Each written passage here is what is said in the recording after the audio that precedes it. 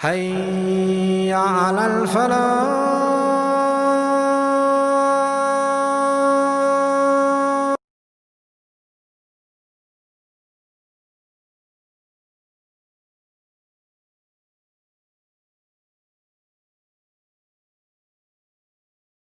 ہوں گے. آپ نے کیا بیان فرمایا؟ فتنے ظاہر ہوں گے. فتنہ کس کو کہتے ہیں ساتھیوں؟ کیا چیز فتنہ ہے؟ فتنہ اختصار کے ساتھ ہر وہ کام جو شریعت کی نظر میں پسندیدہ نہیں ہے، ہر وہ کام جو شریعت کی نظر میں اچھا نہیں ہے، لوگوں میں اس قدر عام ہو جائے کہ اس سے چھٹکارا حاصل کرنا مشکل ہو، یہی فتنہ ہے. ہر وہ کام جو شریعت کی نظر میں پسندیدہ نہیں ہے، وہ لوگوں میں اتنا عام ہو جائے کہ اس سے چھٹکارا حاصل کرنا مشکل ہو، یہی فتنہ ہے. مثال کے طور پر سود شریعت کی نظر میں پسندیدہ ہے، یہ اچھی چیز ہے نہیں ہے، لیکن اب اس قدر عام ہو چکا ہے کہ اس سے چھٹکارا حاصل کرنا جی مشکل ہے نا. عورت، اس کی آزادی شریعت کی نظر میں فتنہ ہے. اس کا بے پردہ چلنا، مرد کے ساتھ شانہ بشانہ رہ کر کے کسی آفس میں اور جگہ پر کام کرنا، یہ کیا ہے؟ فتنہ ہے. تبھی تو ہمارے نبی صلی اللہ علیہ وسلم فرمایا تھا کہ اتقوا الدنیا واتقوا النساء، فاتقوا الدنیا واتقوا النساء، دنیا سے بچنا اور عورتوں سے بچنا. فإن أول فتنة بنی اسرائیل كانت في النساء، اس لیے کہ بنو اسرائیل کی ہلاکت کا پہلا سبب جو تھا وہ کیا تھا؟ عورت تھی. وہ کیا ہوا تھا؟ عورت. آج صورتحال یہ ہے کہ کوئی شخص اگر قسم بھی کھا لے کہ میں کسی غیر محرم عورت کو نہ دیکھوں گا، نہ اس سے بات کروں گا، نہ وہ مجھے چھوئے گی، تو ہمارے خیال سے یہ کام مشکل ہو جائے گا. ہاسپٹل میں جائے گا، انجیکشن کون لگائے گا آپ کو؟ جی کون انجیکشن لگائے گا آپ کو؟ چھونا جائز ہے عورت کا جی، لیکن کوئی بچ سکتا ہے اس سے؟ ذرا سوچیں. آپ جہاز پر سفر کریں، کھانا کون دے گی لا کر کے آپ کو؟ آپ کے سامنے کون آئے گی، برہنہ یا نیم برہنہ؟ جی بتائیے. تو یہ فتنے ہیں. اسی طریقے سے گانا اور باجا شریعت کی نظر میں اچھی چیز ہے، بری چیز ہے نا، لیکن اس وقت کوئی اپنے آپ کو بچا سکتا ہے جی؟ تو فتنہ شریعت کی نظر میں وہ ناپسندیدہ کام ہے جس سے بچنا انسان کے لیے مشکل ہو جائے، یہی چیز کو کیا کہتے ہیں؟ فتنہ کہتے ہیں. یہی چیز کیا ہے؟ فتنہ ہے. تو آپ صلی اللہ علیہ وسلم کیا بیان فرمایا؟ آپ صلی اللہ علیہ وسلم نے وَتَظْهَرُ الْفِتَنِ، قیامت کی نشانیوں میں سے ایک چیز کیا ہے؟ فتنوں کا عام ہو جانا ہے، فتنوں کا ظاہر ہو جانا ہے. فتنوں کے ظاہر ہونے کا مقصد کیا ہے؟ ان کی کثرت ہے، ان کا ہر جگہ پر پایا جانا ہے، شہروں میں، دیہاتوں میں، حتیٰ کہ نعوذ باللہ من ذالک. آج تو یہ جو فتنے ہم نے آپ کے سامنے رکھے ہیں، ان میں سے بہت زیادہ فتنے تو اب دنیا کی سب سے پاک اور مبارک جگہوں تک بھی پہنچ چکے ہیں. آپ دیکھیں گے ہمارے کتنے بھائی ہیں، ان کے موبائل کی ٹون کیا ہے جی؟ موسیقی ہے. حرم میں ہے، مسجد نبوی میں ہے، اور وہ بج رہی ہے کہ نہیں؟ تو فتنے اتنے عام ہو گئے ہیں. اسی لیے نبی کریم صلی اللہ علیہ وسلم نے ارشاد فرمایا بڑے واضح طور پر، صحیح مسلم شریف میں حضرت عبداللہ ابن عمرو کی روایت ہے، ایک لمبی حدیث ہے، میں اس کا ایک حصہ بیان کرتا ہوں کہ آپ صلی اللہ علیہ وسلم نے ارشاد فرمایا وَإِنَّ أُمَّتَكُمْ هَذِهِ جُعِلَ عَاقِبَتُهَا فِي أَوَّلِهَا. یہ تمہاری جو امت ہے، یعنی امت مسلمہ، اس کا جو ابتدائی حصہ ہے، اللہ نے اس میں بڑی عافیت اور بڑی خیر رکھی ہے. ظاہر بات صحابہ کرام کا سب سے بہتر. یہ اشارہ آپ صلی اللہ علیہ وسلم کا اس طرف تھا کہ تمہارے بعد آنے والے لوگ بھی اپنا قدوہ، اپنا اسوہ، اپنا پیشوا، اپنے لیے آئیڈیل کس کو سمجھیں جی؟ صحابہ کرام کو، نہ کہ کسی اور کو. جیسا کہ کسی اردو شاعر نے کہا کہ زمانہ مانگ رہا ہے دعا ترقی کی، زمانہ مانگ رہا ہے دعا ترقی کی، مگر تجھے تیرا عہد کہن ہی راس آئے. لوگوں کی ترقی، دنیا والوں کی ترقی یہ ہے کہ وہ بڑھتے بڑھتے بڑھتے بڑھتے چاند تک پہنچ جائیں، لیکن ایک مسلمان کی ترقی اگر دیکھیں تو اس میں یہ ہے کہ وہ پیچھے ہٹتے ہٹتے صحابہ کے صف میں جا کر کھڑا ہو جائے. یہ مسلمانوں کی ترقی کا راز ہے، اور اسی کو اپنا کر کے مسلمانوں نے پوری دنیا کے اوپر حکومت کی تھی. تو علی کل حال آپ صلی اللہ علیہ وسلم نے ارشاد فرمایا کہ اس امت کا جو ابتدائی حصہ ہے اللہ تعالیٰ نے اس کے اندر خیر اور عافیت رکھی ہے، اور اس امت کے آخری حصے میں بعد میں آنے والے جو لوگ ہیں انہیں بہت زیادہ بلا اور مصیبت اور ایسے امور کا سامنا کرنا پڑے گا جسے تم ناپسند کرو گے.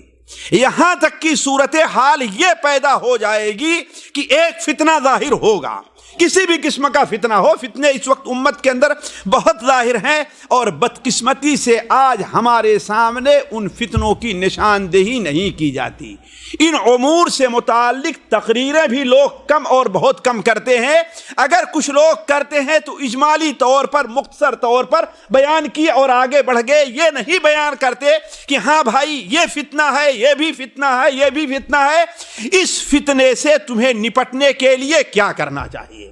تو علی کل حال آپ صلی اللہ علیہ وسلم نے ارشاد فرمایا کہ ایک فتنہ ظاہر ہوگا، اس فتنے کے اثر سے مومن جو ہوگا وہ کہے گا ہذہ مہلکتی، اب اس میں ہمیں ہلاک ہو گیا، میرا دین میرا ایمان تباہ اور برباد ہو گیا اس میں.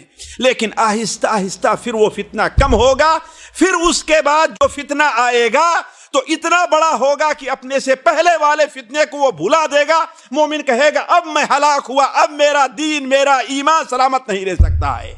پھر یہ فتنہ ختم ہوگا، اس کے بعد جو فتنہ آئے گا وہ اس سے بھی بڑا اور خطرناک ہوگا، اور مومن کہے گا کہ اب میری ہلاکت ہے، اب میری تباہی اور بربادی ہے. آپ صلی اللہ علیہ وسلم نے ارشاد فرمایا کہ لہذا تم میں سے جو شخص جنت چاہتا ہے، فتنوں سے نجات چاہتا ہے، اللہ اور آخرت کے اوپر جنت میں داخل ہونا اور جہنم سے دور رہنا چاہتا ہے، اسے چاہیے کہ اس کی موت اس حال میں واقع ہو کہ وہ اللہ اور آخرت کے دن پر ایمان رکھ رہا ہے. یعنی سب کچھ ختم ہو جائے، مال چلا جائے، جان چلی جائے، ملک چلا جائے، حکومت چلی جائے، نوکری چلی جائے، لیکن اللہ اور آخرت کے دن پر جو ایمان ہے وہ ہمارا کمزور نہ پڑنے پائے. تو عرض کرنے کا مقصد یہ ہے ساتھیو کہ فتنے ایسے ظاہر ہوں گے، ان فتنوں کے اثر سے مسلمانوں کے درمیان بڑا اختلاف پیدا ہوگا. اس اختلاف کے نتیجے میں بڑی خونریزی ہوگی، یہاں تک کہ ایک مسلمان خود دوسرے مسلمان کو قتل کرنا شروع کرے گا. آج دیکھیں جتنا مسلمان باہم ایک دوسرے کو قتل کر رہے ہیں، جتنے مسلمان آج مسلمانوں کے ہاتھوں قتل ہو رہے ہیں، وہ غیر مسلموں کے ہاتھوں اتنا قتل نہیں ہو رہے ہیں. یہ انہی فتنوں کا اثر ہے. خود ہمارے نبی صلی اللہ علیہ وسلم نے ارشاد فرمایا صحیح مسند احمد کے اندر، مستدرک حاکم ہے ضحاک ابن قیس سے مروی ہے کہ آپ صلی اللہ علیہ وسلم نے ارشاد فرمایا ان بین ید الساعۃ فتنا کقطع اللیل المظلم فتنا کقطع الدخان. قیامت سے پہلے بڑے فتنے ظاہر ہوں گے. ایسے فتنے ذرا سوچیں نبی صلی اللہ علیہ وسلم کی تعبیر کو، جو اندھیری رات کے ٹکڑوں کے طریقے سے ہوں گے، اندھیری رات. اور ایسے فتنے جو دھوئیں کے مرغولوں کے طریقے سے ہوں گے. ذرا آپ غور کریں، اگر اندھیری رات ہو، ویسے بھی اندھیری رات میں انسان جب چلتا ہے تو اسے قدم قدم پر ٹھوکر کھانے کا خطرہ رہا کرتا ہے. کہیں گڑھا نہ ہو، کہیں پانی نہ ہو، کہیں سانپ نہ ہو، کہیں کوئی چور نہ چھپا ہوا ہو، کہیں کوئی ڈاکو نہ ہو. ہر قسم کا خطرہ رہا کرتا ہے، جبکہ اس کی آنکھیں کھلی رہا کرتی ہیں.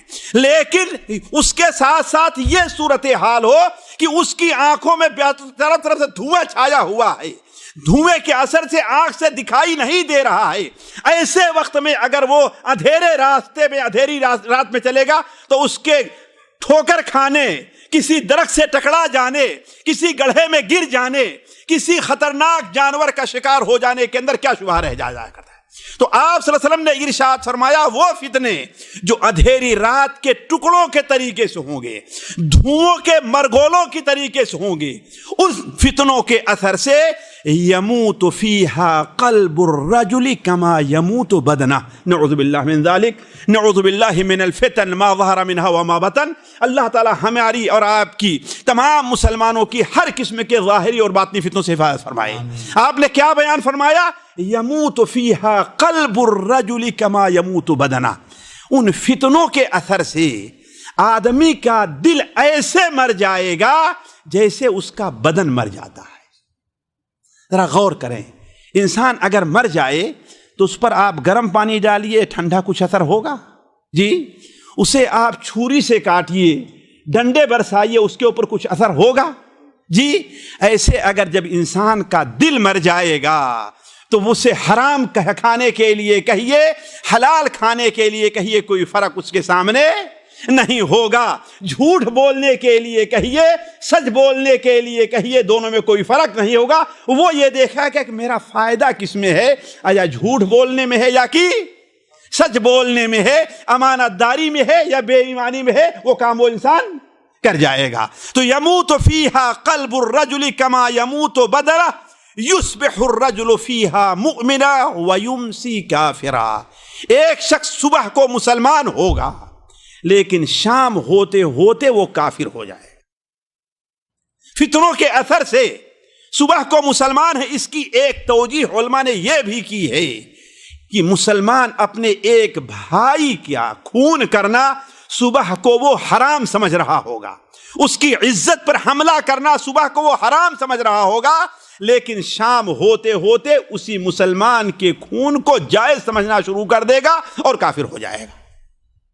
وَيُمْسِي مُؤْمِنًا وَيُصْبِحُ كَافِرًا، شام کو مومن ہوگا اور صبح کو کافر ہو جائے گا۔ علا کل حال اس قسم کی حدیثیں بہت زیادہ ہیں، میں آپ کے سامنے اگر صرف فتنوں سے متعلق حدیثیں ہی ذکر کرتا چلوں تو مجھے جو موضوع آپ کے سامنے رکھنا ہے وہ نہیں ہو پائے گا۔ لیکن اس سلسلے میں ایک بات اور کہہ دوں آپ سے، دیکھیے اس دنیا میں جتنے فتنے ظاہر ہو رہے ہیں، جتنے چھوٹے بڑے فتنے ظاہر ہو رہے ہیں، وہ فتنے سیاسی ہوں، وہ فتنے اقتصادی ہوں، وہ فتنے معاشرتی ہوں، وہ فتنے اجتماعی ہوں، جس قسم کا فتنہ ہو، وہ سارے کے سارے فتنے ایک بہت بڑے فتنے کا پیش خیمہ ہے۔ وہ سارے کے سارے فتنے ایک بہت بڑے فتنے کا پیش خیمہ ہے۔ جو شخص ان چھوٹے چھوٹے فتنوں سے اپنے آپ کو نہیں بچا پائے گا، وہ بڑے فتنے سے بھی اپنے آپ کو نہیں بچا پائے گا۔ وہ فتنہ کون سا ہے؟ سب سے بڑا فتنہ ساتھیو دجال کا فتنہ ہے۔ کون سا فتنہ ہے؟ دجال کا فتنہ۔ تو جو شخص ان چھوٹے فتنوں سے اپنے آپ کو نہیں بچا پایا، مثال کے طور پر مسلمان کا باہمی اختلاف، دو بھائیوں کی آپس میں لڑائی، دو ملکوں کی آپس میں لڑائی، چھوٹی بڑی جو بھی آپ دیکھ لیجئے، یہ ایک فتنہ ہے۔ تو جو شخص اس فتنے کو نہیں حل کرے گا اور اپنے آپ کو اس سے نہیں بچا پائے گا، وہ مسلمانوں کے وہ دجال کے فتنے سے بھی اپنے آپ کو نہیں بچا پائے۔ اسی طریقے سے انسان کو مال کی کمی ہو جائے، یہ اس کے لیے فتنہ اور آزمائش ہے۔ اس کے پاس مال نہ رہ جائے، اب مجبور ہو کر کے وہ انسان بسا اوقات ناجائز اور حرام کام کرنے پر مجبور ہو جاتا ہے۔ تو جو پہلے اپنے آپ کو اس فتنوں سے نہیں بچا پائے گا، جب دجال آئے گا اور اس وقت مال کی سخت کمی ہوگی، اس وقت ابھی وہ اپنے آپ کو نہیں بچا پائے گا۔ اسی لیے نبی کریم صلی اللہ علیہ وسلم نے ہمارے اور آپ کے اوپر یہ امر تاکیدی قرار دیا ہے، بلکہ بعض علماء نے واجب کہا ہے کہ ہر نماز میں، وہ نماز فرض ہے، وہ نماز سنت ہے، ہر نماز کے آخر میں ہم دجال کے فتنے سے پناہ مانگیں۔ اللہم انی اعوذ بک من عذاب القبر واعوذ بک من عذاب جہنم وَأَعُوذُ بِكَ مِن شَرِّ فِتْنَةِ الْمَسِيحِ الدَّجَّالِ وَأَعُوذُ بِكَ مِن فِتْنَةِ الْمَحْيَا وَالْمَمَاتِ. یہ 4 چیزیں جو ہیں ہر نماز میں، فرض پڑھیے تو نفل پڑھیے تو ہر نماز میں اس دعا کو پڑھنا آپ لوگ نہ بھولیں. اور ہمیں اسی لیے اس سے پناہ مانگنے کے لیے کہا گیا ہے کہ ہم جو چھوٹے چھوٹے فتنے ان سے بچتے رہیں اور بڑے فتنے کے دروازے نہ ہوں. آپ صلی اللہ علیہ وسلم بیان فرماتے ہیں مسند احمد کے اندر، صحیح ابن حبان میں حضرت حذیفہ رضی اللہ عنہ کی روایت ہے کہ آپ صلی اللہ علیہ وسلم نے ارشاد فرمایا کہ تم لوگ آپس میں کیا کر رہے ہو؟ کہا کہ ہم لوگ دجال کے فتنے سے خائف ہیں. ساتھیو یہ چیز باعث عبرت ہے. آج دجال کے فتنے سے خوف کھانے والے لوگوں کی کمی نہیں بلکہ ناپید ہیں. حتیٰ کہ اہل علم کا طبقہ بھی دجال کے فتنے سے خائف نہیں ہے. صحابہ کرام کا حال یہ تھا. حضرت ام سلمہ رضی اللہ تعالیٰ عنہ بیان فرماتی ہیں، آپ امام ابن حبان امام ابن خزیمہ رحمہ اللہ اپنی کتاب التوحید کے اندر نقل کرتے ہیں، وہ بیان کرتی ہیں کہ ایک رات ہمیں دجال کا فتنہ یاد آ گیا تو مجھے رات بھر نیند نہیں آئی. رات بھر میں سوئی نہیں. صبح کو جب نبی صلی اللہ علیہ وسلم میرے پاس تشریف لے آئے تو میری آنکھوں کی اور چہرے کی کیفیت جان کر کے دیکھ کر کے آپ نے کہا کہ یہ تمہارا کیا حال ہے؟ تو ہم نے کہا اے اللہ کے رسول صلی اللہ علیہ وسلم مجھے دجال کا خوف ہے. ذرا دیکھیں یہ صحابہ کرام اور آج ہمارا حال یہ ہے.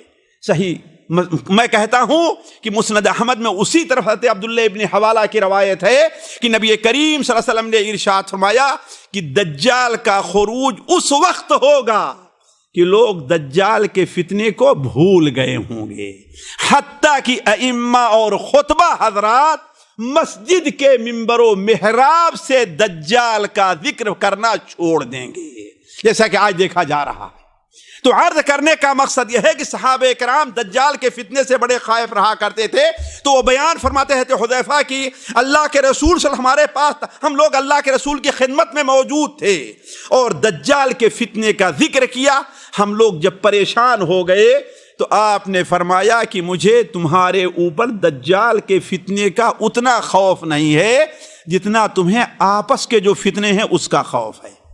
آپس کے فتنے کیا ہیں؟ آپس کی لڑائی ہے، آپس کے جھگڑے ہیں، ایک دوسرے کی ٹانگ کھینچنی ہے، ایک دوسرے کی غیبت کرنی ہے، ایک دوسرے کی چغلی کرنی ہے، ایک دوسرے کا مال کھانا ہے، ایک دوسرے کے خون کرنا ہے. یہ جو تمہارے آپس کے فتنے ہیں مجھے اس کا خوف دجال کے خوف سے، فتنے کے خوف سے زیادہ ہے. کیوں؟ وجہ کیا ہے؟